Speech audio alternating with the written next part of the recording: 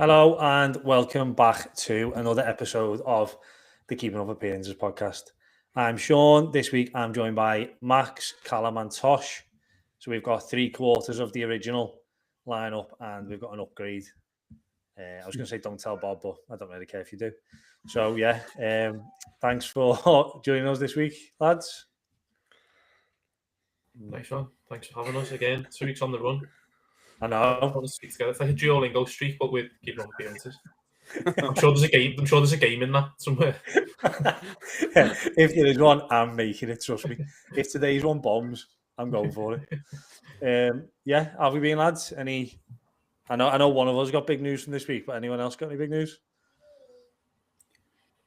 No, I'm not not the really. person with big news, am I?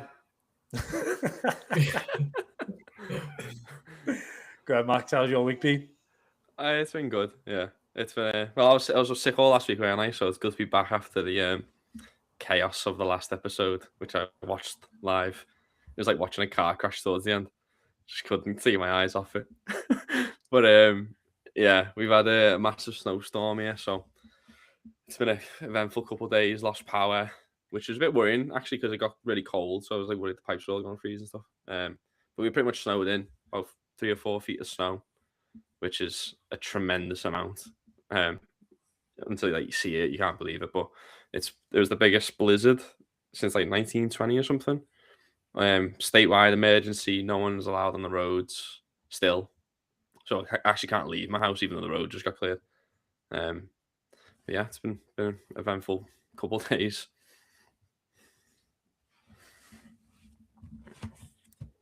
It was in the 1920s as well. You probably couldn't have a drink as well. Was prohibition going on then? And at least, lads, you could have a drink. Yeah, I suppose. I did have a couple of drinks yesterday actually. After we were out ploughing, shoveling the driveway and stuff like that. Like it's hard work, like shoveling snow, mate. Honestly. How long's it meant to be lasting for, Max? Like when's it meant to like the blizzard stop or whatever? Or it stopped. It stopped. So it started like Sunday night at 6, and then it stopped around 8 p.m. the next day. Oh wow. Yeah, and like you couldn't see like 10 feet in front of you. Like, it was that bad. Oh. Like you couldn't even plow. Like the plows had to stop because it was that bad. But who did it? Yeah. Was it Mr. Plow or the Plow King? Mr. Plow, obviously. Yeah, he's got to show your allegiance to Mr. Plow. He was Homer, right? Yeah. Homer was Mr. Plow, I think. Yeah. Barney was the Plow King. I think. Yeah. I've no idea what you're talking about, lad. So The Simpsons. No, it's the Simpsons. Come on, Sean. I don't know. I know what it is, but I don't like The Simpsons. So, yeah. Have you seen Sean's message in the chat? Which I did kind of think as well, the way you set it up, Sean, to be honest. I thought the same. I was like, he's not referring to my snow, is he? He's someone having a baby. That's what I thought.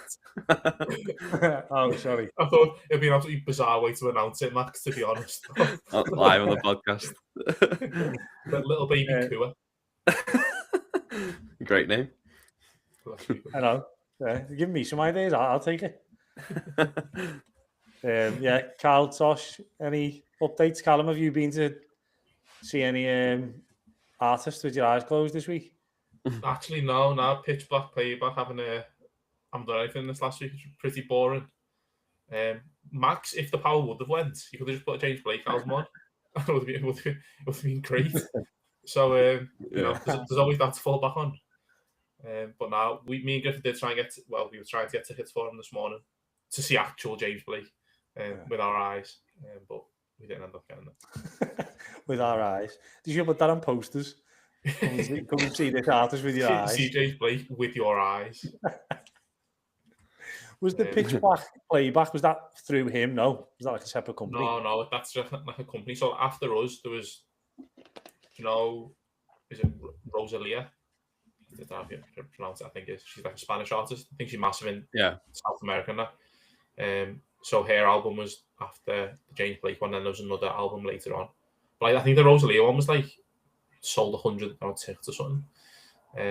But like they did them all over Europe. So that it wasn't James Blake. That was like the actual company. I don't know if they have to pay. You'd imagine so, wouldn't you? Yeah. Yeah, don't know. Yeah, I plan on never going to one of those events, so fair enough. I won't find out. Yeah, I'll be honest, I've got not much to report really, other than the fact Tosh probably feels me pain being back in work. But yeah, and then Max sitting smugly there with a couple of days off, trying to make out he's in a bind. Just move a bit of snow out of his road that he's just said he can't get out of. I'm thinking I've got to be in your situation now, Max. What are you plowing your road? What was the streetwise ban? We had a party at the weekend because it was my brother-in-law's birthday, and we hosted it like a surprise birthday, and there's plenty of beer left over, so I'm in a great situation. Stuck at my house, loads of beer, loads of food left. All right. Happy days. Right, let's get stuck in then with a bit of footy chat. Yeah, been an eventful weekend, I think, in the Premier League. We will start with, we'll start quite close to home with the Everton match, which obviously took place last night. 3 of us were there. Obviously not the result we wanted, but I imagine, and based on your comments on WhatsApp, lads, I think a few positives to take from the night. What are your thoughts basically on Everton? Go on, Tosh, you can go. Go on. Oh, thank you. I don't know. I don't know. Everton weren't particularly good, but they were sort of better. I don't know. There was a bit more agency. They looked a bit more bothered. I don't know. They were just like putting tackles in, but they're just not very good. That's what they're being stopped by. Like, because I feel like, yes, they didn't deserve to lose, I don't think, but yeah, I don't know. They're just not particularly good, and I think the team he played, like, just nothing on the left. Branthwaite left back and Armstrong left midfield or left wing, whatever you want to call it. But I don't know. It was just a bit of a nothing sort of game. But yeah, I actually didn't mind it. So seeing you at half time, Sean, I said I was reasonably enjoying it. But yeah, and then Sean said, but we're just never ever going to score, are we? And he was absolutely right. I think we'd still be there now. We wouldn't have scored. Yeah. I think probably same as you. I don't think we deserve to get beat. I think we've probably done enough for a point. We weren't great. They weren't great. But I thought we were quite good in terms of how we played the last few games at home. It's just like we can't convert an attack.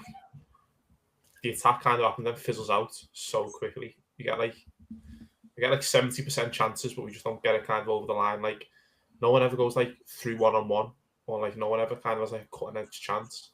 I think we had that one just after half time where Armstrong kind of came across like all along the box, kind of, and he kind of put it straight into the keeper. So that was probably maybe one of the better chances. Thought that George looked all right when he came on, though. He looked a bit like he had a bit about him.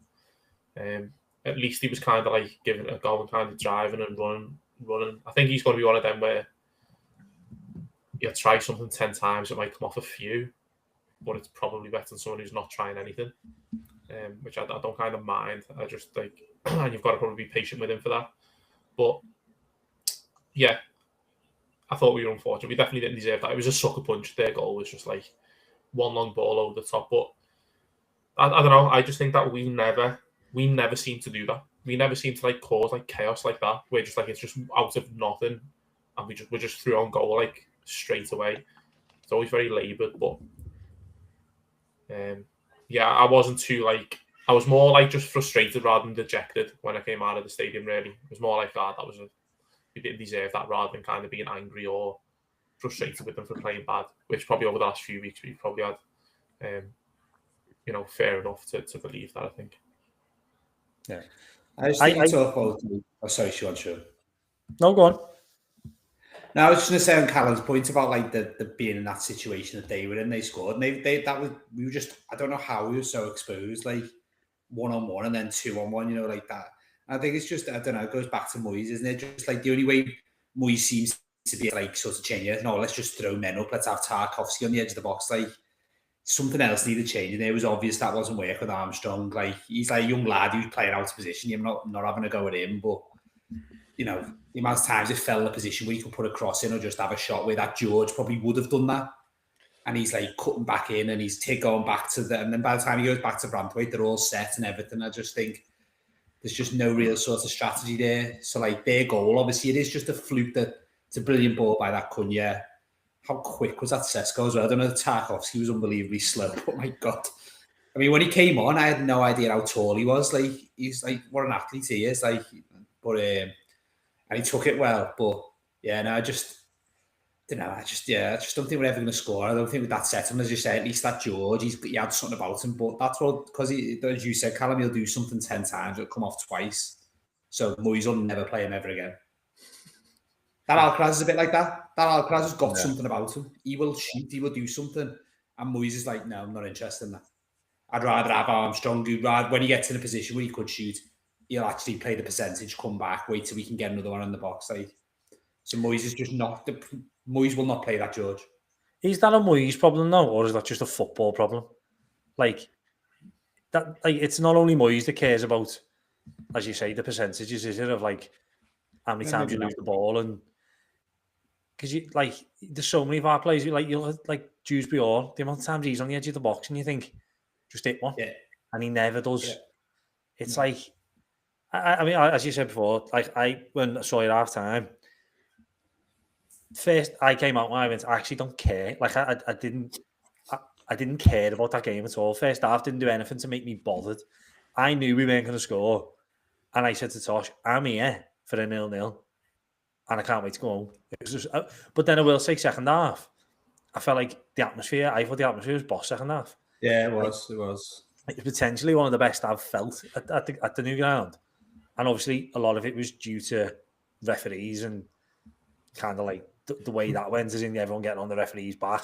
But we seemed to like, there was loads of pressure, wasn't there? There was times where like we literally couldn't get out their half, and we were just piling pressure on. But again, our only solution was bring Beto on 18 minutes or something, or all our centre halves just batter them all in the box on the corner.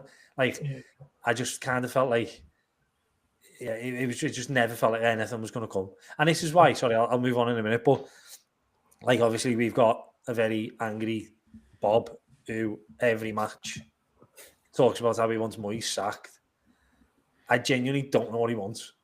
And I know, Tosh, you've talked about in the past that you're not particularly a big fan of Moyes, but I don't know what anyone else would do any different. As you said, our players aren't good. They're just not good enough to do anything. I don't understand what a new manager will be able to bring to this team. Yeah, I think it's like I'm kind of in the middle with it. I think there's definitely been some games this year where, and even like last night, the way I know we moaned out the setup and the plays he picked that, but we done enough there probably to not lose that game. Yeah, it was we sucker punched once, and it's kind of, I don't know, Moyes picks them and that, and maybe tells them to do certain things, but I don't know. Our attacks are just kind of a whole lot of nothing because the player drives forward, hits the final third, and doesn't know what to do with it, or Barry doesn't make the right run, and it just kind of fills us out. But that's kind of not, Moyes isn't controlling them like to do that thing. So like, and I think it was the last home game. Bournemouth. Yeah. Again, we probably didn't deserve to be beaten that game. We probably done enough first half where we should have been 2 or 3, but we just didn't take the chances. So I think in a way it's a bit like how much of it is on Moyes, but then you look at some of the selections and the plays he's picking, and it just he doesn't help himself. I don't think. Like I was saying there, Branthwaite left back, Armstrong left mid. You're saying Armstrong weren't going to cross it and was kind of looking back to pass it, but then he's passing to Branthwaite. Yeah, 6'4" centre back, and you think, right, he'll put a cross in, but I don't know. My thing is like, unless Moyes is telling them to not, but why can't Armstrong just put a cross in? Because he's not someone who's like he's not in a position to cross. He's probably played Spencer's whole career in the middle of the pitch when he's not putting crosses. No, I get it. I just think that like, no, yeah, you're right. Should he probably should be able to put in a half decent cross. But again, I think a lot of our players are bad at crossing the ball. But for a team that tries to put like such a big importance on crossing the ball, it's bizarre. It's almost every attack we do has to go out to like the wide player, but we don't seem to have anyone in the team who can actually cross. So yeah, I don't know. I think I'm kind of torn. I don't think he should be sacked. Definitely not. I don't think he should be sacked. And I do think that there is a bit of a case where like we are set up really to actually do better in these games, and we do actually I think we've been unlucky sometimes in how the games like kind of fell out. But then you probably could argue that is it him telling them to do certain things or setting us up a certain way. First half, as you said, Sean, we seem to do nothing, and second half, we're camped in their half. And it's like, can we just do that from the beginning, just once, and see what happens? But then, do you remember a couple of weeks ago, Carl, you were talking about how our players don't give us anything to like cheer for. Yeah. Like there was that thing after like 10 seconds, wasn't there, when Barry closed the keeper down? Yeah. It almost like you're thinking, oh, go ahead, like, and then I think that was the only thing he did all half, other than get injured. Yeah. And it was like I felt like that. There's those moments, isn't there, where you need them just more often. It's like that. He had that spurt of energy, and then he didn't have one again for another hour. He had to like rebuild. Like I said to Tosh at our time, I feel like Barry's the only Premier League footballer I've ever seen who walks around looking cold. He's shivering all the time. He's like all hunched up, like he's freezing, and you're like, you should be running. There's no excuse to be cold. Do you know what I mean? No, I think as Tosh said there about that Sesko, like you just look at him and you think, yeah, he's a striker, isn't he? Like he was obviously on our side warming up. I was saying to me that like just look at him and just like how he stands, how he holds himself, and that like if you're a centre back and he's coming on, you're thinking he's going to cause me a bit of problems. He kind of looks like he's up for it, just the way he is. And you look at Barry and just like his body language just looks completely off. Just like kind of just doesn't look like he knows where he is half the time. I'm not sure he does, but like he always kind of looks like lethargic. And he's kind of just like trouncing about a bit. Where I don't know, that Sesko. I mean, as you said, Tosh, that burst of pace was unbelievable. How quick he is, and I don't think Tarkowski's necessarily like dead slow. Tarkowski's like recovery runs are usually quite good. Usually kind of gets back, but I mean that Sesko was like rapid. But again, I don't think Barry makes that run. You see that Sesko, as soon as he thought that was on, he turned and the ball had gone and he went. Barry would have ran to Mbeumo. Yeah. that thing I was saying, Sean, it's like he's watched someone like a striker come short. I should do that. Like we're on the break and he'll pull out stuff. So stay in the middle. Yeah, stay there. He'd gone and tried to get a 1-2 with Mbeumo. Do you put any of this down to the stadium and like moving there? Because I saw an article on BBC Sport today talking about all the Premier League teams that have moved to stadiums, and this is the lowest points per game out of any of them. Is Everton's home? Yeah, 1.1 points per game at home. Everton have got, which is the worst. But it was also not too different to last season. 1.3 was last season at Goodison. I was going to say, it feels like forever that we actually were ever any good home. In the article, the only team that had a positive points differential was Derby County when they moved. But Man City was less, Southampton less, Arsenal less, West Ham definitely less, Tottenham with 2.8 points per game at their old stadium and then 2.1 at the new. But do you put it down to the stadium at all? Like, is it not creating the atmosphere that you want? Is something to Goodison or not? I don't know. It's hard, isn't it? I think it's just people obviously sort of reminisce about Goodison and forget that a lot of times at Goodison the atmosphere wasn't great. Like, I love Goodison. I wish we were still at Goodison. I think there's just an element of the team aren't really suited to sort of give that push that teams we've had at Goodison have done. I also think there is just that general sort of frustration of getting there and getting home. I don't know what it is for me, but I'm not the person who'd be generating the apps. Even when like the atmosphere is good, I'm playing no part in that. Like, I'm still sat down anyway. So it's also a guarantee that you're the one fuming about getting there. So you're Was Goodison easy to get to and from? Relatively. I always feel like Anfield's always a bit of a struggle, so it's always a big. But at least the difference is, Max, like you could drive and park 20 minutes away from Goodison and Anfield that easy now. Well, I can now, but yeah. I was going to say what Sean mentioned before about he was just waiting for a 0-0. Sean was waiting for two things last night, a 0-0 and to get on that early train home, and he got neither. Yeah, that's still a sore subject. I'm absolutely raging. I nearly committed a murder last night, lads. When I left early and then I had to run to the train station because I was like, I want to be on this 5-2 train. I got up the stairs onto the platform at 52, and the train pulled off. as I was like at the doors, it closed and pulled off, and I was going, why is it going? And the woman's going, get behind the yellow line, and I was like, oh, I'm gonna knock you out in a minute. So in the end, I end up having a big row with her on the platform. Yeah. So that cheered me up on the way over. Yeah, because Tosh was going, yeah, do you know it's good driving? And I was like, I don't know, I quite like it in the train. And then that happened. So, yeah, I don't think I can ever get the train again. I'm scarred because I was like, that woman, I'm still thinking about it now. Every time it wasn't even her fault. She just gave me attitude. I don't like it. On the stadium match there with the thing, with the atmosphere and that. I think it will get better once people start getting used to it and getting the routines and stuff. And the thing is, loads are there, but then I think it's almost like at Goodison there's kind of nothing else to do other than get in the stadium, be in your seat kind of before the game. Whereas now, like, I think everyone's kind of still eating and drinking, rather than kind of like being like, you look at it and when Z cars is going off and that, there's still loads of people who aren't in the seats. And I don't think it was like that at Goodison. I think kind of it always looked packed. Like 10 minutes before the game, and I think now it's like there's too much going on. It's too good. Like the food options, the drink options, the stuff outside the stadium, like in within the grounds, but outside of it, and that. I just think that people are just too busy eating and drinking for the beginning, like, and the atmosphere doesn't kind of build. Like for those big games at Goodison, like if United, 10-15 minutes before the kickoff. It's nearly packing and kind of everyone's singing and that kind of for it. I think it'll be interesting to see what the derby's like, and see how that is. That'll be probably more like true reflection, I think. Yeah, I feel like all these new stadiums, they're all getting Americanized, aren't they? Like, they'll do everything and anything to make as much money as possible from the footballing fan, and they'll provide as much as they can to do that.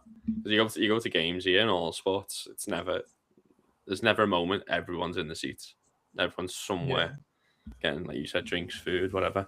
There's always something going on, but it is a good stadium. But I think from my point of view, I've said this before about Everton. At the start of the season, I think you had 5 unbeaten games at the Hill Dickinson, but that was your best 11 that was available. And the moment you lost a couple of those players, the squad just isn't deep enough, is it? And I think Moyes is like status quo. He's a manager who's just going to keep you where you are. He's not going to get you relegated, I don't think. But do you risk? It's risky to get rid of him and bring someone else in the hope that he can push you on further. Because I just don't know who's out there to do that. I also saw something somewhere about like talking about like Moyes in the future. I don't know if it was on like Toffee TV or something, and he was talking about like say obviously Moyes stays in the summer. How, and based on like the transfers he's done with like bringing in Diblin, who again it might not be Moyes' decision necessarily, but Moyes has just totally mishandled him. Like he literally can't get a minute on the pitch. Why would the owners bring kind of like young talent in if they know that's what's going to happen to them? If they spend money on a kid, why would they do that when they know he's not going to get a sniff under Moyes? So like that might come into the thinking in terms of like, yeah, the buying in the summer. I don't know. Good point. Yeah. As I say, can't take it as mine. It was on something else, but I thought it was interesting. But yeah, the only thing I was going to bring up, if we just go on to United, this isn't necessarily about United. It's more just like, kind of like a bit of a hot topic. I was looking at Michael Carrick in the technical area in his little whatever you call it, duffel coat or whatever, and I'd watched a YouTube video last week where there was a channel and they named the club and they named the favourite player ever from that club. And on this video, someone said their favourite ever Man United player was Michael Carrick. And I wanted to shoot myself in the face because it's just not true. And I feel like, obviously, it's kind of like that Moussa Dembele energy, isn't it? Where, like, don't get me wrong, we all know Moussa Dembele was quality. We all know Michael Carrick was quality. But it's like, it's kind of like what I said last week, about the street. Sometimes I think people want to claim that they understand how good Michael Carrick is on a level that I don't. There's not a chance in hell anywhere Michael Carrick's anyone's favourite Man United player. If anyone can argue that with me, bring it, because there's no way. What about his mum? I feel like his aura is now obviously increased because he's looking all cool on the sidelines and he looks like every bit the legend he's painted out to be. You are? He does look very cool on the sidelines. That's what I Yeah, mean. he's looking well. He's looking well. He is looking well. We'll give him that. He just added to his aura that like has been created since he retired, I think. Nah, Yeah, I think he's there's spot definitely- on, sure. I'm sure there's a lot of players who would be ahead in your list of like favourite Man United players, I think. But you're right. Didn't Wayne Rooney spend his whole time at United with Carrick pretty much, didn't he? How could Rooney not be your favourite out of him? Exactly. I think the team he played alongside Ronaldo, like in that era. Like I'm pretty sure he was the midfield with Scholes and Anderson, and then it was Ronaldo, Tevez, Rooney, Nani came after. He's part of that team. How can you pick him over any of them? Yeah, crazy. My favourite was always Owen Hargreaves. So I remember you telling me that at the time. Yeah. It brings me on to my point that my favourite player in the world is Bruno Fernandes. I absolutely love him. How great is he? Yeah, How much of a wind-up merchant. Absolute rat. Just brilliant. He's so great, and he's just, He I don't think there's a better player in the Premier League. Yeah, he totally refed that game yesterday, didn't he? He was just pulling. It's so funny. Bullies the refs every game anyway, doesn't he? You missed it, Sean. You will have missed it leaving. There was one where in injury time, he absolutely clatters Dewsbury Hall. And like Dewsbury Hall goes down injured, the referee doesn't even give a foul. And Bruno Fernandes is still moaning at the referee. And he's like right up in the referee's face. He's get booked. It's like, he didn't even give a foul. I think he's like moaning to the referee that people were appealing for the foul. Just the king. And there was one we played just in the last minute when like he's getting fallen over. He plays a ball right across the pitch. What a player he is. I absolutely love him. It's a great Not as player, good as Michael just Carrick, though, rat. some will say. Has he got, just on Fernandes, I don't know if I've completely misread this stat, but has he got 100 assists and 100 goals? Is he one of the first players to do that? Like combined. Yeah. No, I think it was something like, I'm sure it was something like 100 goals and 100 assists. I might have completely misread that. I think he got that recently. For United? Yeah, I don't know if it's United or in the league. Surely he's not scored 100 goals, surely. I mean, I don't know. He plays a ridiculous amount of games, but I don't know. So the AI, like Google Gemini, has just said he's got over 100 goals and over 90 assists. So maybe he's coming up to 100, maybe. Unless For United? Yeah, for United. Yeah. He scored 100 goals for Man United. Yeah. My God. Yeah, I remember I just seen something like, I think 1 or 2 weeks ago, like the stat on it. I thought, impressive. Yeah, anyway, let's move on to another big game, probably, well, the biggest game of the weekend, which was the North London derby. Usually probably the most entertaining derby, I find, isn't it? It's always quite high scoring. And then it's obviously now just Eze's playground because he's managed in 2 games to score 5 goals against them, which is just insane. Yeah, did we all watch it? And thoughts on the game? I just watched the highlights, but my first thought is Tottenham are absolute garbage, aren't they? Just so bad. But like they need like the guy I work with is a massive Tottenham fan. They need to go down to have like a hard reset on the entire club because they are just garbage. Like it made Gyökeres look like prime Alan Shearer. Yeah, with those 2 goals. But and then Javi Simmons, there's a stat around Javi Simmons. He got dispossessed 7 times dribbling in the game, which was like a record this season. It's just they're terrible. Midweek Arsenal drew 2-2 against Wolves. Yeah, the Premier League races back on, and then they just go and let them do that to them. It was just just so frustrating.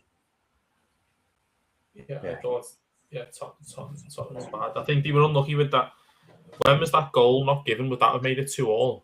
Yeah. Which I think, there's no way that was a foul.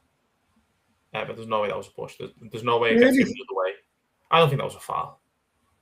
2 hands in his back, isn't it? Nah, I don't think it was nowhere near enough. I don't know. I just thought for the movement that he's made, it didn't look anything like that. I think my take on it was, I think it's obviously soft, but it's because he's planted it and he just moves his arms, doesn't he? It's not like he's like putting a shoulder in. It's just his hand. Which like I think it was probably a silly thing to do by to even give the ref the chance or Gabriel a chance to kind of like flop over. Yeah. But I thought it was a bit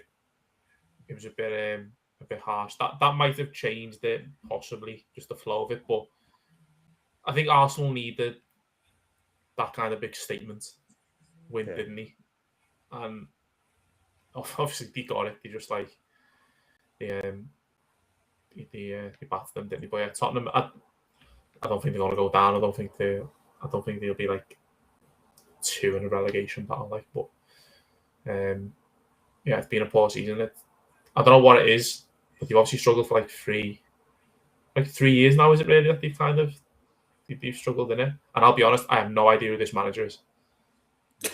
I'm like, where's he come from? Like, you know, I've never even heard him like in the amount of jobs that have gone in the Premier League in the last 5 years. I don't think I've ever seen him like linked with any of them. He was last at Juve, wasn't he? Yeah, he was at Juve recently, and he played for Juventus back in the day. But apparently he just comes in emergencies. That's all he ever does. Is he just like a European Sam Allardyce? I think he's worse than European Sam Allardyce. Sam Allardyce had pedigree. This guy just comes in when it's like he's a fireman, and he comes in, tries to like get. Has he got a good record? Don't know. I'm the same as Callum. He's got a good record for like quick fixes. Yeah. As what? Like sort of quick fixes. Like I think he came in and Lazio was struggling and sort of took them. Yeah, that was the big one. He may be that, but like I think like if you're a Tottenham fan, that's like I think that's such like a worrying appointment. Just like trust that. Yeah, he'll save it. Yeah. I don't know. Maybe they might have a turnaround. I don't know. But just like worrying, is it what they've gone for? You're just saying that just because you haven't heard of him. I hadn't heard of Iraola before Bournemouth appointed him, or Glasner really before they appointed him. No, but it doesn't seem like it doesn't seem like they're doing it for like a. No, but it's a caretaker job, isn't it? It's like you said. It's pretty much he's going to be gone in the summer. Yeah, I don't know. It's just a bizarre point. I mean, because obviously the Bournemouth ones, Iraola and Glasner, that was obviously like a project appointment. But for this, it just seems a big risk for the fact that it's such a big club might be in a relegation. It'd be worse if they went and got Allardyce, wouldn't it? Like there'd be a bigger backlash if they went and got Allardyce or Pulis or someone like that. Or but it's that these days, Dyche. You'd half feel that was less of a risk though. It is, but it would have gone down worse. Probably you would have hated it, yeah. But I think because they got Redknapp in. Well, a few people were saying for that. Yeah, I saw that. Yeah. So do you not think there's no chance to go down? Oh no. I mean, you'd think so. Like, West Ham are playing better than Tottenham at the moment. West Ham are decent. Yeah. West Ham only 4 points behind, and then Nottingham Forest 2 points behind. And Nottingham Forest are really good against us. West Ham left about 7 points on the table. Like they should have beaten Chelsea, they should have beaten United. Who was the other one? They drew with someone else. Like they should have won games. And again, they probably had the 4 good performances. And I think I heard someone saying they've got a few tricky games coming up. One of which I think is Liverpool, which you might say is not tricky these days. But it's hard to think. And surely they've got so many players injured. Surely some of them are going to come back. It's hard to imagine them going down. But stranger things have happened. Yeah. I mean, I know obviously it's not quite the same, but I saw the championship table the other day, and it's like from 13th to 22nd, every single kind of team within that bracket was a fairly like big Premier League team at a time. They were like Premier League mainstays for a while. You go from like QPR, Portsmouth, all the way down to obviously Leicester, and even Sheffield Wednesday are now obviously relegated already. Obviously, Tottenham are kind of like the level above that based on how big they are, but it could easily happen, couldn't it? And obviously, once they drop down there, which of them players hang about playing the championship? Not many. I don't know sign. Well, yeah, But like you look at like Xavi Simmons, not this, again these it's hard because the players aren't delivering either. But like Xavi Simmons, Colomwani's going back anyway, isn't he? Mickey Van der Ven Like Van der Ven. Is Van der Ven's going to stay? Is he? No, good point. I don't know. I was thinking when we were talking about Everton, I think that there were most games in the league, like most of the games Everton have won, you think of Bournemouth away, Villa away, Fulham away. They haven't really deserved to, and then they've just been at a game. Nothing really happens in football these days, and just someone might win 1-0, as was last night. Tottenham, like the other day against Arsenal, like there was nothing really in that game. Next thing, Arsenal just scored like 4 and could have scored 6. Like they haven't really got like the way Everton can sort of say if we were in trouble. You've got O'Brien, Keane, Tarkowski, people who are just going to dog out a 0-0. I don't even think Romero and Van der Ven are brilliant, but I don't even think they've got that in them. I don't know. I don't think they will, but I don't think you can rule it out just with how bad they actually are and how easy they could just fall apart. I don't know. And the fans hate them. It's like the way Everton we hate our Everton. Like I think Tottenham at the moment just hate them. But that's the thing. I would say, like, we kind of hated Everton at that period. That kind of fired the fans up a bit, and we were like, if the players aren't going to do it, we'll do it, and we'll keep us up, kind of thing. That was kind of like the rally cry, wasn't it? Kind of for those couple of years. But I don't know. You see like the vibe around Tottenham with their fans, and it doesn't look like their fans are going to kind of do that for them, which is possibly a bit of a worry. But yeah, I think you'd think they've probably just got the quality where if the quality just kind of clicks for 3 games, 3-4, they'll be fine. Probably all they need, yeah. I mean, it's kind of the opposite of what we were. We had like the plays where we probably grind out a few draws, a few 0-0s, and that would kind of keep us like that. Tottenham have probably got that, but going the other way where if a few of the players just click and they all have 9 out of 10 games, Tottenham probably win the game. But yeah, it's interesting. Like, and to be fair to West Ham and that, there was a time where it really looked like the bottom 3 were the bottom 3 and it was done. Like, a month or so ago, month and a half ago, it looked like they're done. It's them 3 and everyone else is fine. But the way they've turned it around is interesting. It makes it exciting, doesn't it? To be us, like the Everton fans, at least, kind of be watching this without like any skin in the game. To be fair, we're quite lucky that we're only 1 or 2 wins away from it because we're at the moment dreadful. Like, well, we're saying that. West Ham are playing best than Everton. Like, our away form is arguably are as well. But we've already spoke about Everton for about half an hour, so no more of them losers. Tottenham need a fire sale. Like, they need to get rid of everybody, even the players that you do say are the better players. Like Romero is such a liability. Legend. Yeah, but he's like Sergio Ramos getting sent off every week. But Sergio Ramos was good at football. Like that Romero is good. He's good, but he's not that level. But you can't, for Tottenham, so you can't have one of your best defenders getting sent off every few weeks. And then Mickey Van der Ven, I do really like, and I think Liverpool will go for him regardless in the summer. But then you got, like you said, Colomwani and Simmons and players like that. Just they're not going to dog out in these games, and that's what they don't have. If they get into scraps, they're not going to come out on top, which is the worry for them. If I was a Tottenham fan with you, I'd want to sack everybody and sell everyone and just start again, because I have no idea what's their identity. What are they trying to build? You know what I mean? That's the problem with the Premier League, though. It's like Man United and Everton, isn't it? Just sell all the players. You can't sell them because the Premier League's built on like so much money that these players aren't going to go somewhere for less money. And none of the big clubs, is any big Premier League club going to sign Xavi Simmons now on the back of that? Probably why would anyone sign him? You just open the where's he come from? Leipzig or PSG? He's played for PSG, I think, as well, hasn't he? They haven't been watching the last 6 months, and they might sign him back or something. Yeah. I thought it was telling as well. I know, like, we talk about Arsenal, don't we? And now, like, Mikel Arteta is obviously that very cautious manager when it comes to playing the big teams, and he just went for it against Tottenham. I think, like obviously, I know they had the spells, but some of the football he were playing against little Tottenham kind of puts them in their place a little bit, doesn't it? I know, and like in a derby as well, where that's the one game you don't want to lose. The two games Arsenal don't want to lose is currently City and Tottenham.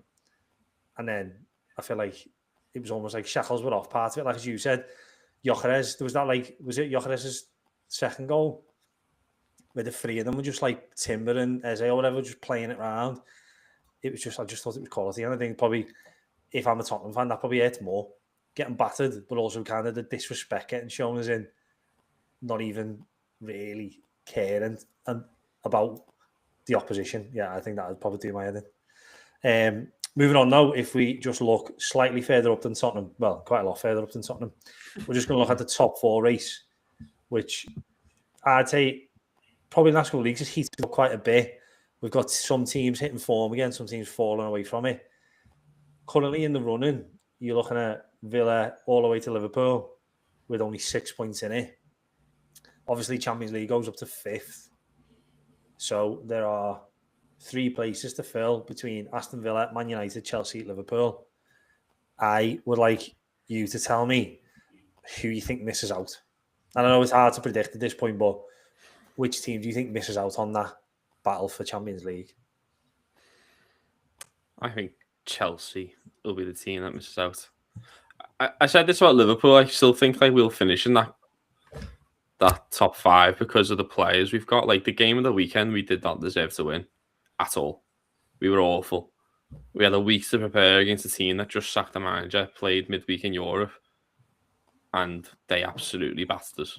Deserved to win, but we had the players in the end who are capable of coming up with a goal when we need it. United obviously hitting form. I think Villa will stick around. I think they've got the squad to do so.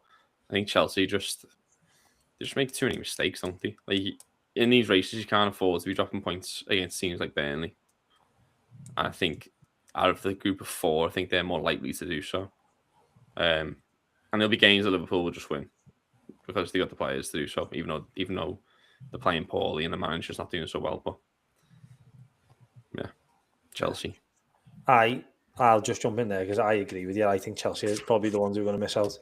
I think you look at Liverpool, they've obviously not necessarily the longevity-wise, but they've got the ability to win, haven't they? They won the league last year. They know what it's like. I feel like I saw a stat today that Chelsea, something like, have lost 17 points from winning positions at home this season, which, like, for a team like Chelsea, that's insane, isn't it? They've also got like an insane number of red cards, which definitely does show the lack of discipline in the team. And I also heard today that they have not fielded a player over the age of 28 this season. So if you look at that from top to bottom, you've got a very inexperienced team in terms of like competing at this level. A young team who have probably not got the discipline they should have. They don't necessarily have leaders within that team. And they've also got a manager who I'm not going to say is out of his depth, but I don't know. I'm not going to slander him too much because I feel like that's all we ever do. But does he have the backbone to get a grip of these players getting sent off?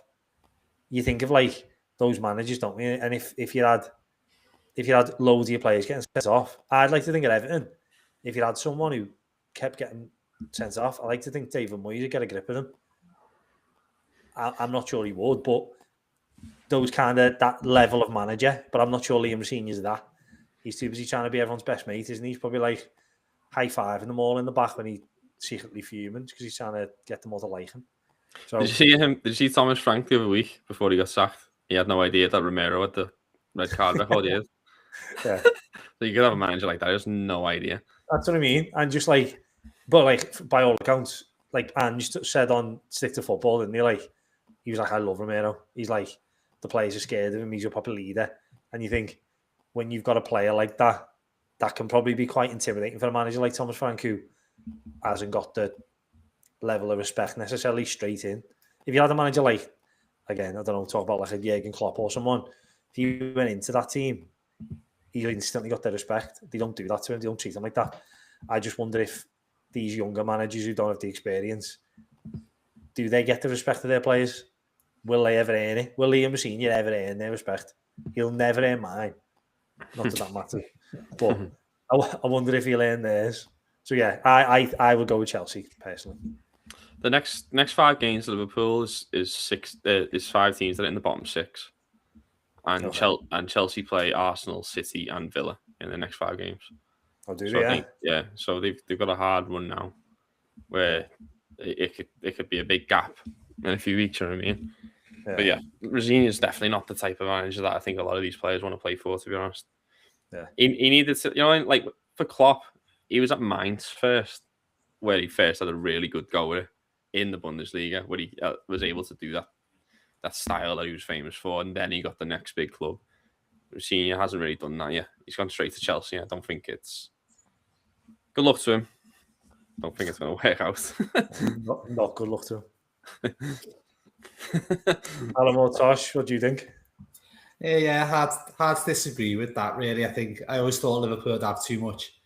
I feel like United might run out a bit of steam, maybe, but I also think like Villa. I mean, I don't know if it's just me. Villa never seem to win in my head. Like every week, especially at home, like they seem to be always getting beat to someone. And I know these scraped the draw. I actually watched a bit of that on Saturday, and they weren't particularly good. They didn't really look like scoring, but yes, I just looked at the gap while you were talking. It's like 6 points to like Liverpool in 5th or 6th, wherever Liverpool are, Chelsea. So yeah, I could see. Max just mentioned Villa are playing Chelsea in a couple of weeks. Obviously, Chelsea win that. It's 3 points, isn't it? I don't know. I feel like the difference is you've got Unai Emery, who is respected by all of his players, and he's the top dog there, isn't he? Which probably gives them a bit of an advantage. But yeah, I feel like I'd be going Villa or Chelsea. But yeah, I don't really know. Yeah, United are the only ones who haven't got to contend with European football as well, aren't they? That's true, yeah. 1 game a week, yeah, I suppose. Cal? Yeah, I was along the lines of Tosh. I thought that Villa have kind of not faltered, but like it wasn't that long ago people going, they might be a bit of a dark horse for the title, and then like that's kind of not happened, and you don't know, they might just kind of run out of it a bit, and you like, I don't know, any other season you won't be surprised if they just end up finishing 5th now, kind of thing, 5th or 6th. So they might just, because of the gap, they might just kind of keep the gap, and I think Chelsea will drop points as well, and it might just kind of work like that. So yeah, I think probably I'd say Chelsea first would be the main ones I think will drop out, but I wouldn't be surprised if Chelsea put a run of games together and Villa kind of just falter a bit and drop out it. But I think Chelsea are probably the main ones who I'd suspect. Yeah. Fair enough. Right. I think we've covered all the main talking points. Are there any others that stuck in your head from the weekend? No, I think we've covered most of it there, haven't we? I can't remember anything, so. It's a good start. Half the games you talked about, I can't remember one of the game. Yeah, neither can I, to be fair. Right, let's move on then. We'll leave our Premier League review there, and we'll move on to this week's game, which thankfully is tried and tested by Mr. Tosh himself. So I think this is the first time anyone else has ever hosted it, isn't it, Tosh? I think you did them all. Did I? Yeah. Did you not do? I thought you'd done one at one point. No. Or maybe maybe like as part of another, like maybe when you did the. I don't know. Yeah. I love playing it. So. Yeah, I'll be honest. I found it tricky. Like I always take it for granted how hard it is to write these clues. Do you remember when we used to do the Zoom quizzes over lockdown? Do you ever remember Phil Evans' attempt at Linky? No. So, like all the answers were the same answer. Yeah. I remember he didn't was understand it Wales one or something? So everything was Adele. So it was who sings Chasing Pavements? What was the name of the first computer? Adele. What was Southampton's original ground? The Dell. Everything was Dell. And then he was like, "What's the link?" What do you think he'd do? So he didn't understand the rules. Okay, so I'll explain the rules to anyone who hasn't played before. Obviously, we've played it loads on this podcast, but some people may not have listened back then. So this is Linky, which is a very popular game for us. The idea of the game is I'll give you 4 questions. Obviously, all 4 questions have an answer. There is a link between the 4 answers that give you kind of a topic that sums the theme of the questions up. So all 4, when you've got all 4 answers, you should be able to find the link. For the lads on the panel here, if you think you know the link at any point, you can text me it, but you only get 1 go. So if you get it after 1 question, you would get 4 points. If you get it after the 2nd question, you get 3, so on and so forth. Obviously, if you get it after the 4th, you'll get 1 point. So you still get your point. But if you go in too early and you get it wrong, you're out of the question. Does that make sense? Yes. Yeah. Callum? Question. I've not done one of these kind of quizzes on this before. Do we do it in this chat here? Or No, can you text me? Actually text you. Okay. Yeah, because it'll shoot. You can't do like a private chat on this. Cool. All good. How many rounds are we doing, Sean? So we got 4. And you're in for a treat, listeners, because after Linky, we've got a special game for your ears only. So yeah, tell you what, Sean's not going to receive 1 text because none of us want to play that game with them. Depending on how it goes, it's going to be a case where it's just for the people watching right now who sees that game. It's going to get cut again. Just have faith in the game. If not, I might have to take it to the street. I might have to take me mic, take me phone, and play this game in the street. But for now, everybody, let's play Linky. So, question number 1 for topic number 1. When filming stops, a director would shout what?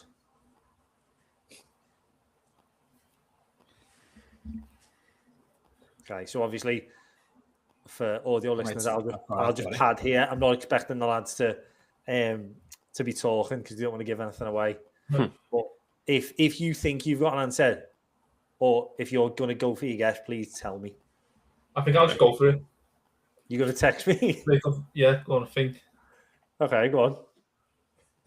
I'll make a note of your unless I've got this completely wrong. How on earth? No, yeah.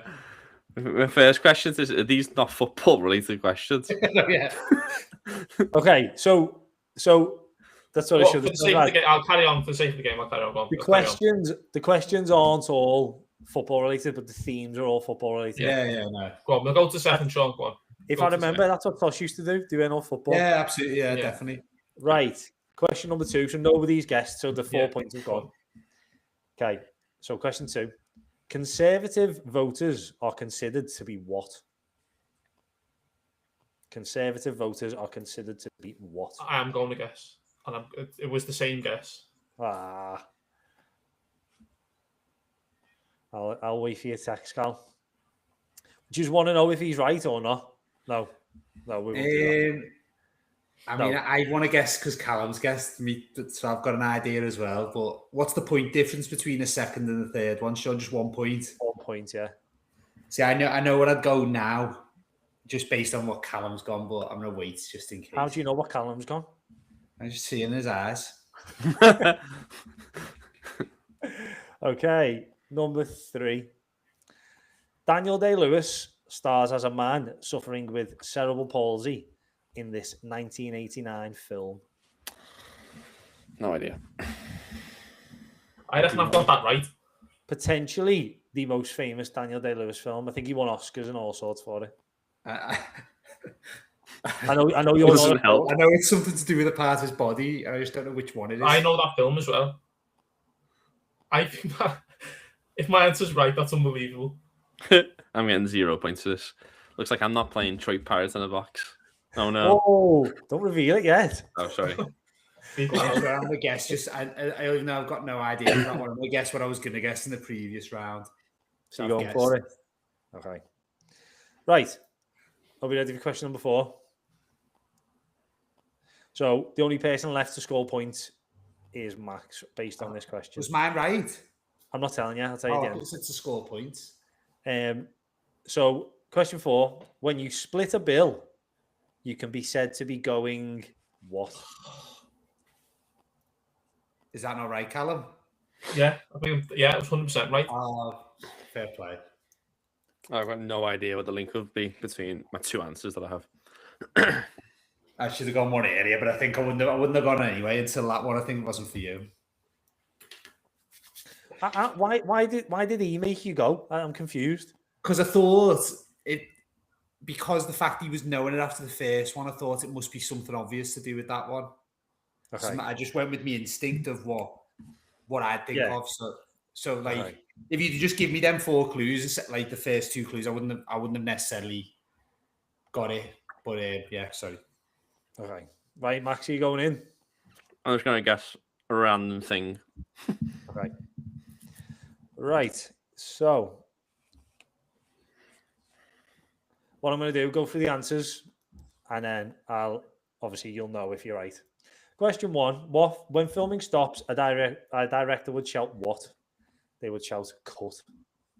So it was your first clue. Maybe I think when Callum said he knew it, I kind of had a feeling he'd be on the right lines. Yeah. Number 2: conservative voters are said to be what? They are said to be right wing. So we've got right wing and cut up to now. Daniel Day-Lewis stars as a man suffering with cerebral palsy in this 1989 film. It was called My Left Foot. So you've got left foot, right wing, cut. Should be all coming together now, Max, hopefully. I got off right wing, yeah. Yeah, and then finally, when you split a bill, you can be said to be going Dutch. So the correct answer, and points for Tosh and Callum for guessing I and Robin. Fair play to you, Cal. Got 3 points there. I should have just went through on the first one. Yeah. You shouldn't have, really. It would have been very, very risky, to be fair. Yeah, also stupid. Yeah. Like you actually shouldn't have known it was that after one quill. Like that's stupid. I know. I have sent him the questions. That's how you knew it. Right, he's ready for two. Cut back. It was only cut back or cut in. No fair play. Yeah. I'll give you it. Right, question 2. Oh, sorry, yeah, topic 2, whatever you want to call it. Question 1. Who is the scorer of the fastest ever Premier League goal? Oh, sorry, I think I got that wrong. Yeah. Okay. So I'm assuming nobody's going in here. No. Okay. Question 2 then. We've got a 3-time FA Cup winner. Twice with Arsenal and once with Portsmouth.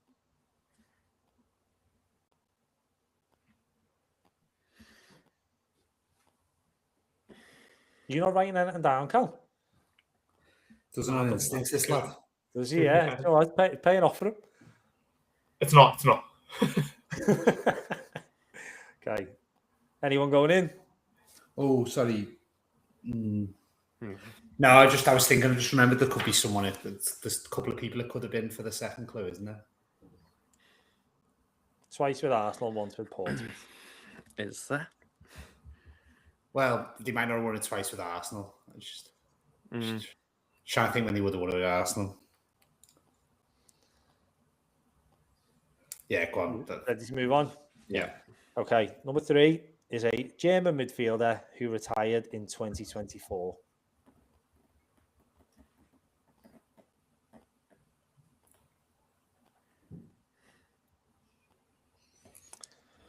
What I should have said before, by the way, if it's football questions, the theme might not necessarily be football related.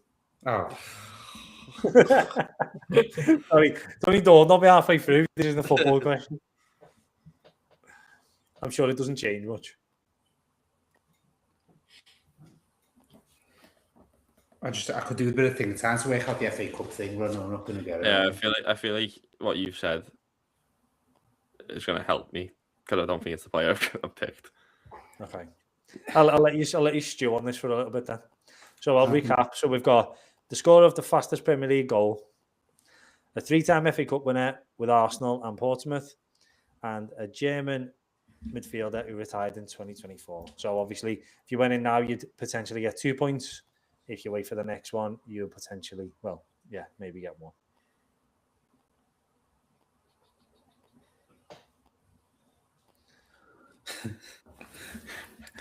I'll give you like 20 seconds. Yeah, no, I'm not going in. I'm nowhere near. Carl, are you going to go in? No, I think I've got like a very, very, very tenuous link. I think for like 1 and 3, but no. Okay. Right. Final question then is a former Wales player and manager most known for his time at Newcastle, although that might be subjective. Also played for Leeds and Everton. I think me thing. Yeah. I'm gonna Right, do going shit short. like really random. What'd you say, Cal? You going in? Yeah. Jesus. If this is such a stupid, this will leave such a stupid guess. I'll just go with it and see what happens. We have had a guess from Callum. So obviously no more clues. So it's up to you two now if you're going in or not. I think that's such a stupid. I don't know what's more stupid to guess or if it's right at the topic. Don't blame the questions. No, the questions. If that's right, I guess right. The questions are great, but what a random topic. I have no idea. Give you 20 more seconds, lads. I'm gonna get something equally stupid then. It doesn't work. No. Mine doesn't work. Me link from 1 to 3. That's the thing. You think you've got a tenuous link, and then the next question kind of half backs it up, so you go all in. That's what I've kind of done. It's a this one's a stretch. I'm just. I'm not even guessing mine. I'm keeping mine to myself. You're not guessing. He's sacrificing points here. There's no way it's right for number. No, it just can't be. Okay, right. Let's go through the answers then, and then we'll do a little score update. Yeah, the answer for number 2 is going to tell me if I'm right or wrong. Because I don't know what number 2 was. Yeah, for my one, I don't know any boy band members named Nwanko. That was what I was actually going to say. Sorry, no. You can't say that. Oh, it is. I was too late. If that's is it? No, I don't think it is. No, I think if that's correct, I think I'm right. Oh wow. I was actually going to say boy bands as well, but as Max said, the 2 people I had written down for number 2 would not fit that category, but maybe I'm wrong on that. There might be more than 2. Go on, Sean. Right. Question number 1. Who's the scorer of the fastest Premier League goal? I think we all know Shane Long. Shane Long. 3-time FA Cup winner with Arsenal and Portsmouth was the man himself, Canu. I didn't know that, but Max I didn't know what that was. The German midfielder who retired in 2024 is Tony Cruz. Yeah. And the Wales player manager was Gary Speed. So if you look across all the answers, we've got Long, Canu, Cruz, and Speed. We've got different types of boats. Get in. I don't care. That's a great. That's good. That's good. That's really good. Did you get it, Cal? Yeah, he did. That's very good. Score update. We've got 7 for Callum, 2 for Tosh. No, sorry, not 7. 4 for Callum. 4 for Callum, 2 for Tosh, and 0 for Max still. Oh no. 2 rounds to go, lads. That's great. Thanks, Sean. That was a great one. That was a really good one. Yeah. I wish I'd known Camus was the second. Yeah. Good, that Sean. I mean, I remember though, Callum, back in the day, I remember you not being very good at Linky. I know, I was going to say when I used to do them, maybe it was my bad questions. There's the questions. Maybe those are too hard. It says what I think about you though, Sean, because as soon as you said it wasn't football related, I just thought you'd pick boy bands or something. He loves boats. I am. I'm on a boat. Right, question number 3. Who did Paul McCartney marry in 2002? And this one's a football link. If you go, I'm tempted to guess on this one, to be honest, but I'm not going to. I'll go. I thought you were going to have him on the ropes here, Callum. He's going to start going a bit gung ho. No one going in. No. Okay, Paul McCartney's wife from 2002. Number 2. This one's hard, I'll be honest. This film was released in 2017 and revolves around a bull who does not want to fight. A film, a kid's cartoon about a bull. If you know the name of it, you'll What's laugh. this one called? I'm gambling anyway. Got to chase a lead here. I'm not going in. Can't remember this one. No idea. You're not going in, Carl? Oh no, I don't know I have no idea what the film is. I've got no idea what the film was, so I might as well have gone in for 4 points. Number for it, Tosh. 3. Which brand of soup did Andy Warhol famously paint? So which brand? I'm going in. Oh, no. I'm going in. I think I've got it written down. Max is going You have to be- 2 points. You have to be very specific here. I'm going to say for this one, you do have to be quite specific, yeah. I'm definitely out then. Because it's a very specific thing that links the 4 of them. Okay. I think I've got it. Okay. Callum, you going in? No, I know that, but I don't know. Can't think of a link. I'm not even sure if I do know that. That helped me with question 2 as well. That question. So I think I'm saying with my answer. Okay, I see what you mean. Right. So Tosh has already gone in. Max has already gone in. Just Callum for the last question. If you're on the naughty list, you can expect this in your stocking. I got it. I'm actually happy with myself because I hate this game because I'm so bad at it. This is the best game ever. I love Linky. It's very good. So it's just on you, Cal. And you're saying it's like that's specific. It's a very specific thing that links the 4. What's funny? I just realised the first one was completely wrong, and I was now it's the stupidest reason I've ever gone in for anything. Tosh, sorry, can you sit in the middle while you're having a breakdown? Yeah, apologies. Go on, Callum, I need an answer. I can't be right though.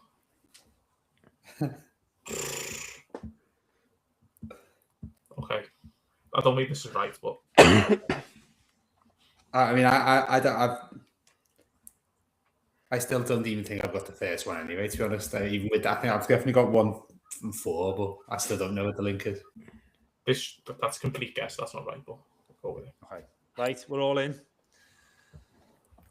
Now, let's go through the answers. In 2002, I checked this, and it was actually on my birthday, which means I care deeply about this relationship. Paul McCartney married Heather Mills in 2002. Is that what you had, Tosh? Nah. Who did you put? Well, I'll wait till the end. Okay. Question 2. The film about the bull who doesn't want to fight was called Ferdinand. Have you just got it off that, yeah? So far, we've got Mills and Ferdinand. Number 3. Which brand of soup did Andy Warhol famously paint? It was Campbell's. Yeah. And then finally, if you're on the naughty list, you can expect coal in your stocking. So we've got Mills, Ferdinand, Campbell's, and coal. The link is Max. World Cup 2002, England back 4. Correct. Oh. The back 4 in the 2002 World Cup. Wow, good shout. Who did you put for who married Paul McCartney, Tosh? Well, no, that wasn't the funny bit. I just had Stella McCartney. So then it got into my head that it was a Gaza turning up at Royal Moat with the fat cans of Stella in the fishing rod.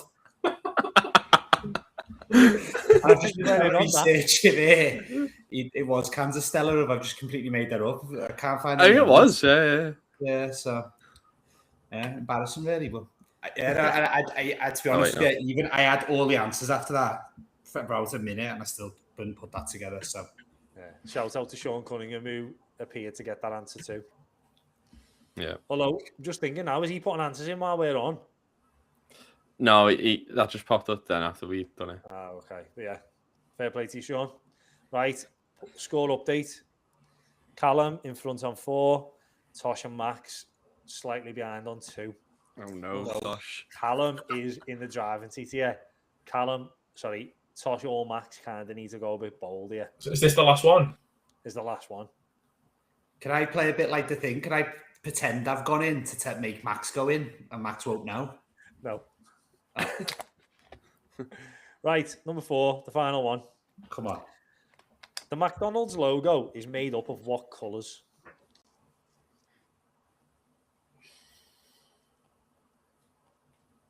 So 4 points on offer if you go in now. Anyone going? No. No. No, okay.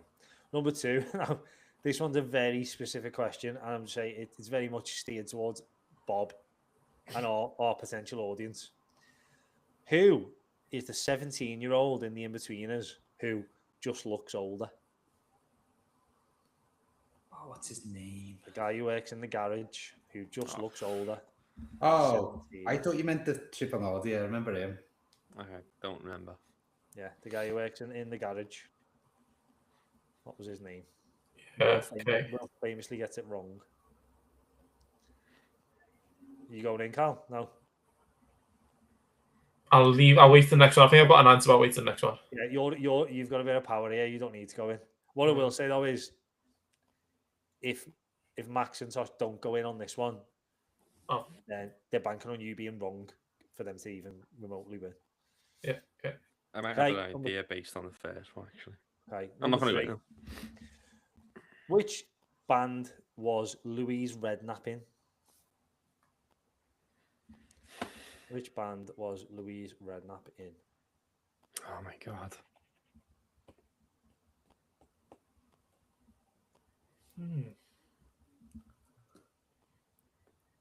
I thought you'd be all over that, Tosh. I know the band. Oh, okay. I can't link them. Give me a minute.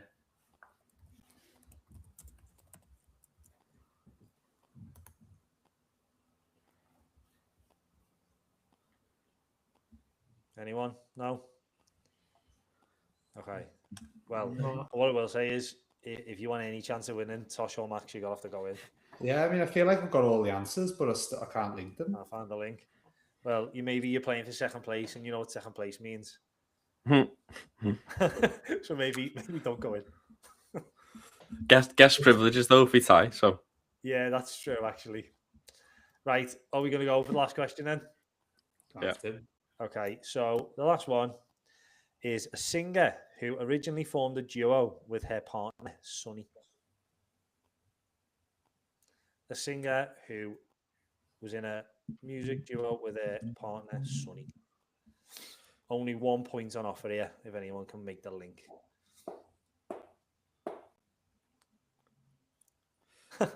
So I've got no idea. Absolutely. I absolutely love linking. I've embarrassed myself there. It's the shame, really. I don't want to play the game at the end. I don't deserve it. I can't. Again, unless I've got these answers. I'm just going to go in with a random one based on the first. What I thought the first 2 questions were. Okay, I might after that give you a bit of a time limit here. Either you go in or you just forfeit. I'll go. I actually think I may have it now, actually. But I don't know what the last clue does. Okay.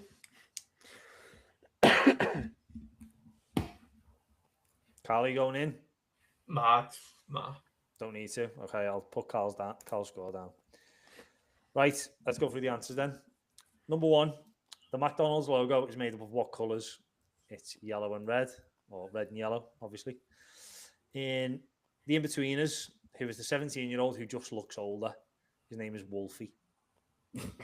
Not Wolf, his name is Wolfie. See, I couldn't remember. I had Wolfie written down. I crossed off the Y. I couldn't remember which way round it was. Yeah, it's definitely Wolfie. He makes sure to tell Will. Number 3, which band was Louise Redknapp in? She was in Eternal during their founding years. And finally, a singer who was in a duo with her partner, Sonny. That singer is called Cher. So we've got Red and Yellow, Wolfie, Eternal, and Cher. The link is Roma.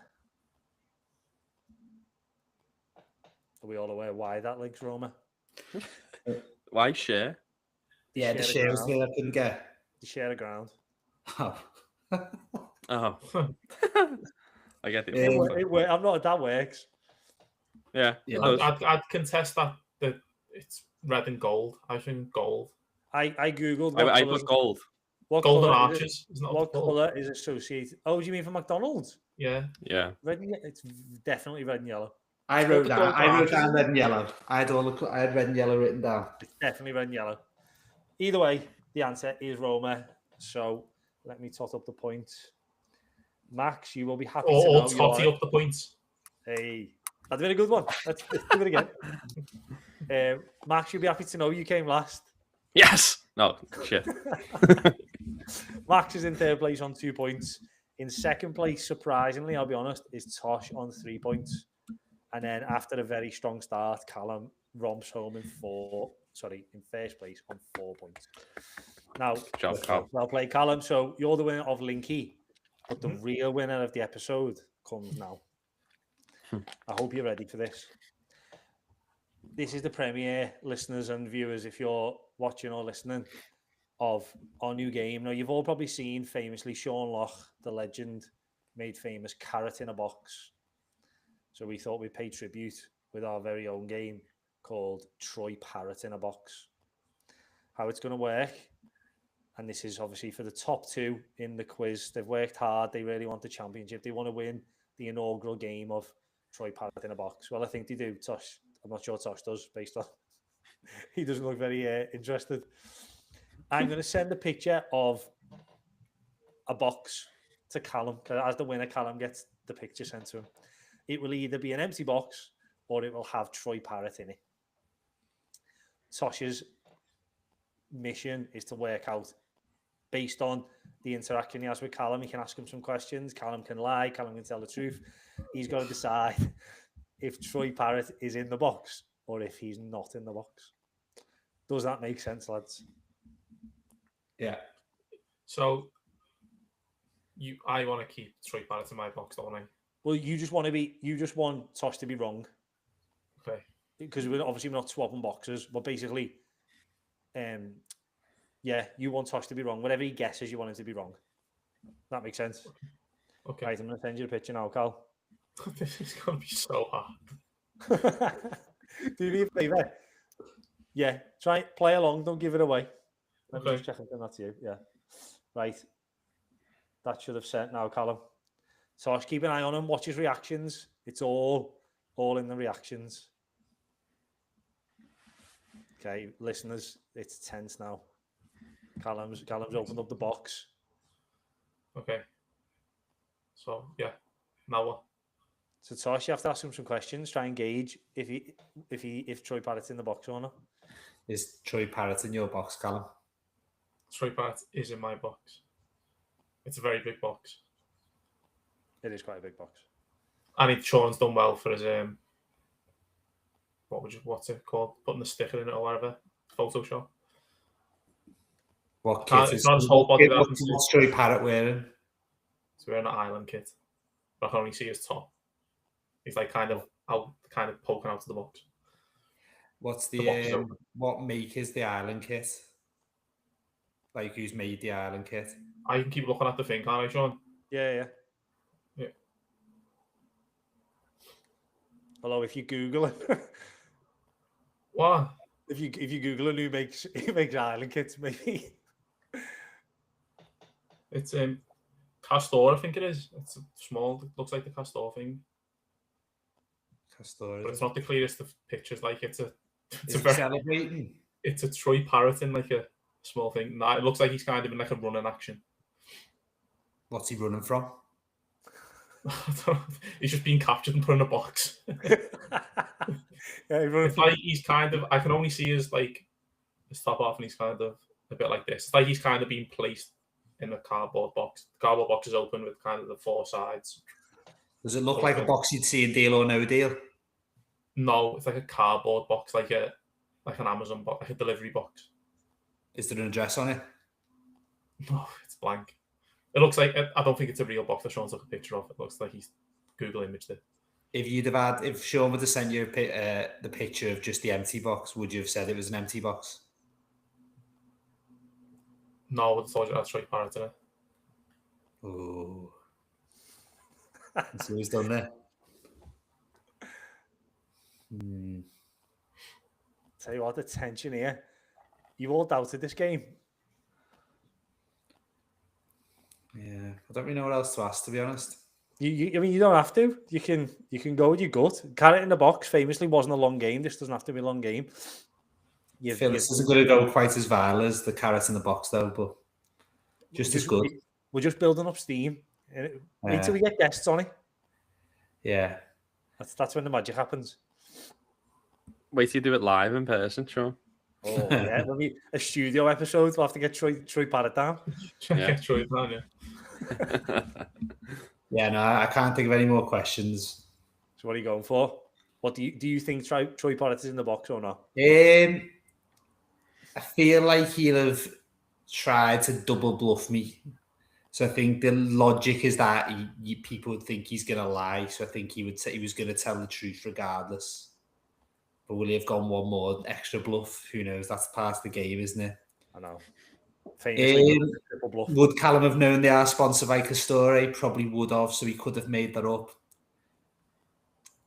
Nah, my instinct is saying that Troy Parrott is in his box.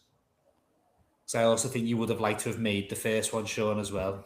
I think that for the first one, you would like to have made some going on that level. So yeah, I'm going to say that Troy Parrott was in Callum's box. Okay, right. He's committed. Callum, I'd like you to simply, for video or for the visual viewers, show us the phone in 3, 2... Wait, okay, well, let me get it. Go. Hey! You've been played. Yeah, Sean Sean Cunningham as well. Muppet. Well played, Callum. You did really well then. Thank you. I can tell it. Tosh is secretly annoyed. He pretended he didn't want to win Troy Parrott in the box, and he really did. Yeah, no, I did, yeah. It's a blow. It's just been not been my night, really. No, whereas Callum's flying at you. Yeah, sure. So, I might get invited back for a third weekend in a row. Oh, don't push it. No, yeah, I'm telling you, Troy Parrott in the box. When the big guns come on, when we try and get some guests on. No, what are you trying to say? No, you obviously we're testing it in a safe space, but that's when it goes big, and I'll bring you along for the ride. But yeah, nice one for that, lads. Well played, Callum. Well played, Cal. Parrott in the box, and thank you, lads, for even humouring that game because I know it was absolutely mad. But I appreciate the effort. Right, we are going to close up the episode now with a closing question from Max. Yeah, so I'm quite a gamer still. I play a lot of video games still. And Sunday night, broke out the PlayStation 4. I haven't broke out for a while to play FIFA with me father-in-law. And it was FIFA 20, which is obviously the one that Liverpool won the league in. So it was a good game. But my question to you guys is, what is the best sports game you've ever played? It doesn't have to be FIFA or a football-related one. It can be anything. See, I'm not a gamer at all, me. Even back in the day, you weren't a gamer. The only games, and again, I know I've been laughed at on this before. The only games I ever used to play really were FIFA and WWE. That was it. Which WWE though? Or like the SmackDown versus Raw ones from back in the day. Yeah, they're all quality. They were great. However, I would say when you're talking about FIFA, my favourite one, the one I remember most from being a kid, I think it was FIFA 2004. I think, was that the one? I mean, again, I'm going back to them for the second week run, and I think that was the one that had the streets on, Fit But You Know It. And it maybe had I Don't Feel Like Dancing by Scissor Sisters. It was the cover though, wasn't it? No, sorry, it wasn't that. It was Take Your Mama. It wasn't I Don't Feel Like Dancing. It was Take I was going to say, I was late to that one. Yeah. Yeah, I should have known the one thing you know, it's Scissor Sisters. What band? Yeah. But yeah, it was on the front. Wasn't that Davids? Is that Davids? Oh, that was 03, wasn't it? Was it? I think David's Henry and Ronaldinho. No, Roberto Carlos. No, was it Giggs? Yeah, so you might be I right. don't know. They all get mixed up for me. But I think David's was 03. I'm and I think Googling 04. I think 04 might have been. Was Del Piero on one as well? Yeah, he was definitely a Juve player. Oh, it was Del Piero, Henry, Ronaldinho. Yeah. That was FIFA 04. See what the soundtrack is, please, Max, because I'm sure that was the one with the Scissor Sisters in the streets. Oh, okay. And there was like a Franz Ferdinand or something like that on there. Take Me Out as a FIFA one, wasn't it? Surely. Was it? Yeah. But yeah, no, they were my main ones anyway. Yeah, no, I wasn't. I was never a massive gamer, but I was FIFA. Other sports ones, I liked. Tiger Woods was always a good game. The Tiger Woods games, I used to love them. The should see insurance suggestion. I was a Pro Evo man up until I got an Xbox 360. So I had PlayStation. I think PlayStation 2 before that, and I was Pro Evo. So like Pro Evo 3, 4, 5, and maybe 6, or maybe 4, 5, and 6. Can't remember. The Master League just on Pro Evo is the best thing ever. I wish I'd still play Master League now. I was thinking that because I don't really play any of them anymore, but the Master League idea with all of the players that you'd never heard of, all the made up players, great. But yeah, now I'm trying to think. I used to always get a Tiger Woods one. The odd box, Fight Night was here on the boxing ones and stuff like that. But yeah. I remember I had a wrestling one on my PSP. I'm going to say actually that Dominic had that. I used to obviously share that. But yeah, I'm trying to think. What about Denise Lewis heptathlon? Does that count? Or I would say it does. I was going to say the Olympics games. I was one of my games I played all the time was Athens 2004. Yes. Yeah. Great game. Yeah. I'd say I had a couple of the boxing ones. They were good. FIFA was obviously just great, wasn't it? I always thought the other brought like a proper horse racing game, because the horse on that Olympics game was great. There was a horse racing game. Was there? But I remember when I was in primary school, one of the lads, his dad was into horse racing. He had a proper horse racing one, but again, that was in PS2. That would have been when if PlayStation 2, PlayStation 3, there would have been a proper horse racing game. That would have been good. I was thinking about this today. I don't know why, but one of the best games was Pro Evo, when the maths teacher for charity put all of the I don't know what it was, the code on a memory card for us, and it had all it kind of updated Pro Evo as if it was Everton were called Everton, not Everton Blue or whatever. All the players are right. Was his name Mr. McLean? It was, His name, for charity or whatever it was £2, and you give him the memory stick, and he put that. That was one of the best games. Playing that with the real name. The best part of that, Callum, you're absolutely spot on, was that you could then on Master League on one of them, every season you could make a new kit for yourself. Yeah. So you could change your kit, and then when he put his things on, you had all the Adidas badge and the Nike badge, things. So you could make your own kit for that. That was that was the other extra bit of that. But so he shout out to Mr. McLean. You brought your memory card in. And he gave him your memory stick. And he put it onto yours. It did. When the next time he put it in, it was all on there. How did he get away with that? Different times, weren't it? Yeah, I suppose. Do all sorts of them, couldn't you? Breaking the law for £2 to charity. Breaking all sorts of copyright law for £2 to charity. £2 to lifeboats, but the all sorts of copyrights were gone. Yeah, it was so good that. I was thinking about the other day. It's class. I was always a Pro Evo guy, but before Pro Evo it was ISS, and that was when my brother had the PlayStation 1. Yeah, I never had that. Favorite Pro Evo was I think it might have been 2004. I don't know if it was called 2004, but it was I think Kalina was on the front. Yeah, I think that was Pro Evo 3 or 4. That was the first one I ever. Yeah, I think. Yeah, actually, you're right, because I think the numbers matched up to what year it was at the time. But Adriano was on it and had 99 power. Yeah. I remember John Terry and Henri were on, weren't he? Face to face. Yeah. But I was the same. Master League was just unbelievable. And I didn't get FIFA to FIFA 10, I think, because I think everyone in school had it. And that's when I think I'd been probably around about that time when they got everyone was playing that in Rhodes Division 1. One of my favourite ever games was SSX Tricky, which I don't know if you ever knew that one. It was a snowboarding one. Unbelievable game back in the day. I have played a few hockey games as well, ice hockey, which was always a fun game. And there was a rugby game and a cricket game in 2007. Oh, Brian Lara. Brian Lara cricket. Yeah, that was really good. But going back to what you said with Denise Lewis heptathlon, do you remember the Roberto Baggio free kicks? Yeah. Class. So good. That was so good. Very good. And tennis. Remember TARDIS tennis, yeah. Just anything on mini clip. Yeah.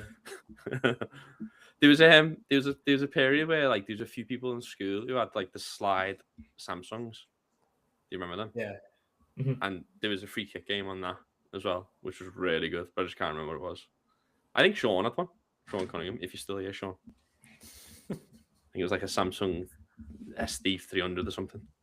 I had something like that, man. I didn't have free kicks on it. Do you remember that? Not to like go on too much. Remember, Callum, you'll probably remember this. Remember there was like a business game with like it was called a hot seat. Do you remember that? And like we got like by Footy Manager kind of thing. And I think it was probably handy like fixed it so you could like fix it and like you can get in the data thing and like edit it and just like give yourself billions of pounds until you bust or something. It's like absolutely pointless. What did you play that on? On the computer, so it was on the school computer. It was obviously like the business. There was like it was called like the hot seat. It was like you were like chairman of a football club. But like you know, again, what's that? Like you build the stadium. Yeah, so like, but like you could like, so we worked out you could go onto like the program, like edit it. You know, you had a player called like John Smith. You could change him to Lionel Messi and make him unbelievable. And you could change your stadium so it had like 1 million people going and watching you every week. How terrible was that? But just because you were in school and it was on the computer, it felt like the best thing ever. Yeah. Imagine 1 million Everton fans booing you. Oh, that'd be horrible. That'd be great. It's allowed to do that. Imagine trying to get in the train then, Sean. Yeah, I know. Yeah. Maybe that's what it was. Maybe Merseyvale's been taken over by the hot seat. They've just messed with it so it doesn't work anymore. But yeah, I think there's Sean's one. Oh. Virtual tennis doing the arcade.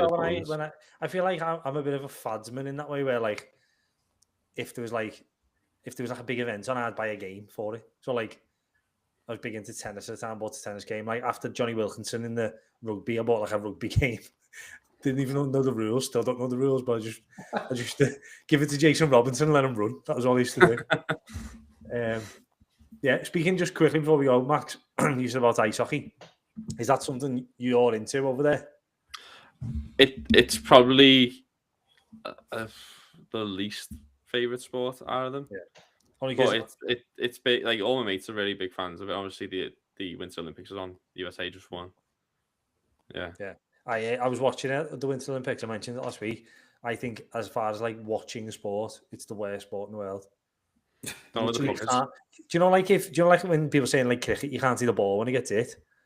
Like you just can't see the puck anywhere. Like even the cameramen are like trying to like catch up with play. It's pointless. And then after time they're just scrapping anyway. They just want to fight, don't they? It's like pushing each other into the side, aren't they? Just like they're all like three of them just like barged into the side. Yeah. Everyone loves it here. Apparently, it's like really amazing to go watch in person. It's the one sport I haven't actually gone to see yet.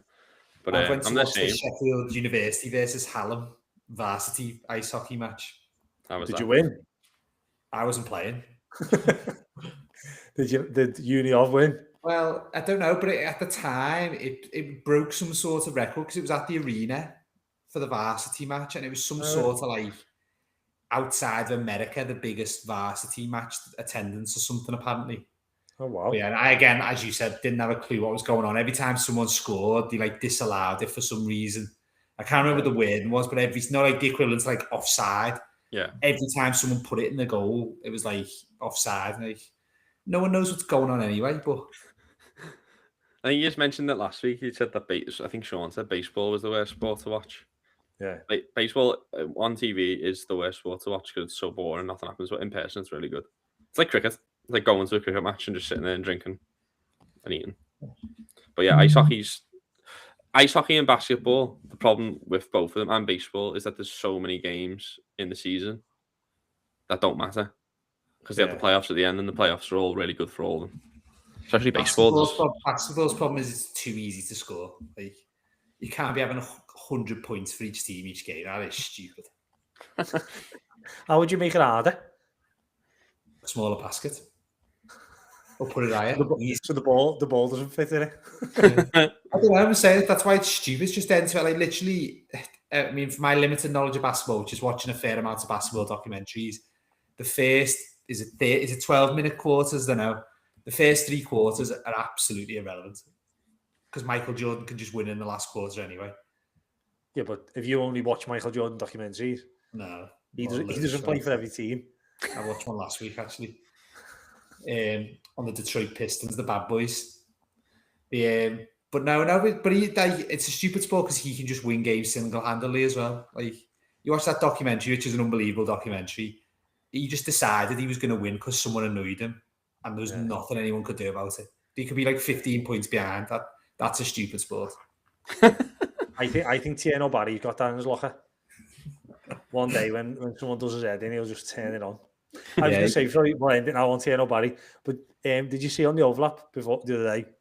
I think it was Carragher or someone was talking about Drogba, and he said Drogba was so clever, or Lampard has said Drogba was so clever that he'd intentionally return a ball hard so that he had to get it passed back to him. So, like, obviously his touch was so good, his pass was so good that he'd play in a certain way that it had to come back towards him. I'm waiting for, do you remember when Barry said the other week that like he's been watching Lukaku? I can't wait for him to say, I've been watching Drogba, and when my touch bounces off me, it's because I'm hitting it so hard he's got to come straight back. That'll be his next one. He was Lukaku last week, he's Drogba this week. Big divvy. Right, anyway, leave it there. Yeah, thank you lads for another great episode. Really enjoyed it, as always. Next week we will be back with a different type of episode again, like a themed episode. There are midweek games again, so whenever there's midweek games, we don't do our normal episode. So looking forward to that one. Thank you, Callum, Tosh, and as always, Max. Thank you. Thank you. And until next time, it's been a blast.